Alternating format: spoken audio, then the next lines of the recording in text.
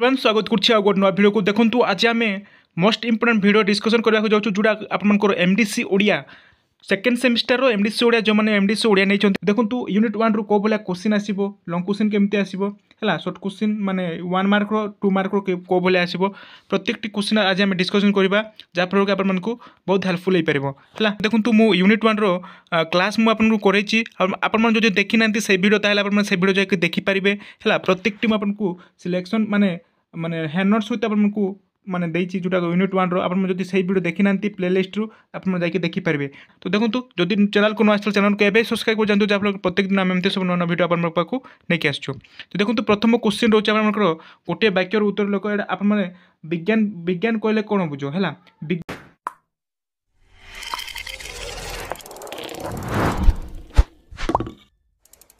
निश्चय भाव में गोटे क्वेश्चन आसे कि विज्ञान कहले कौन बुझ और साहित्य कहले कौन बुझ ए दुईटी क्वेश्चन आप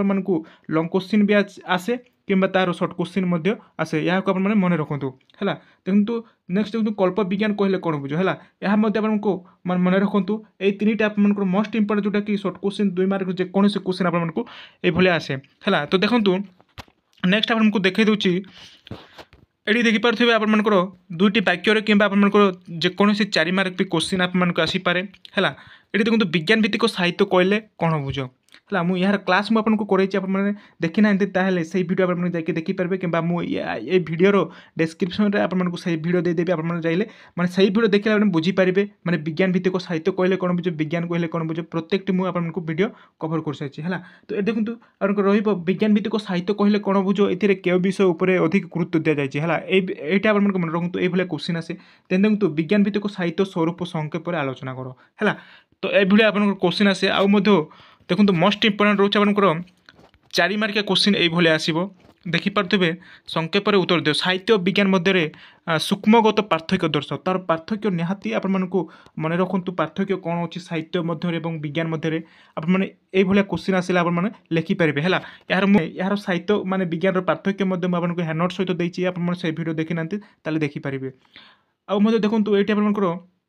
आउ कतोटी क्वेश्चन रोचे साहित्य स्वरूप संपर्क में आलोचना कर है मोस्ट इंपोर्टेंट रोचे आपंकर साहित्य साहित्यर स्वरूप संपर्क में आलोचना कर 3 नंबर हाँ गल्प विज्ञान विभिन्न दिग संपर्क में आलोचना कर 4 नंबर विज्ञान भित्तिक उपन्यास स्वरूप संक्षेप आलोचना कर मोस्ट इंपोर्टेंट रोचे 5 नंबर रोचे साहित्य विज्ञान मध्य संपर्क को संक्षेप आलोचना कर है ये आपको क्वेश्चन आसे जेन देखो 6 नंबर उदाहरण 2 विज्ञान भित्तिक नाटकर स्वरूप विश्लेषण कर मोस्ट इंपोर्टेंट 7 नंबर रोचे विज्ञान भित्तिक साहित्य साधारण साहित्य मध्य पार्थक्य दर्शाओ है मोस्ट इंपोर्टेंट क्वेश्चन जिते क्वेश्चन माने जो क्वेश्चन आपको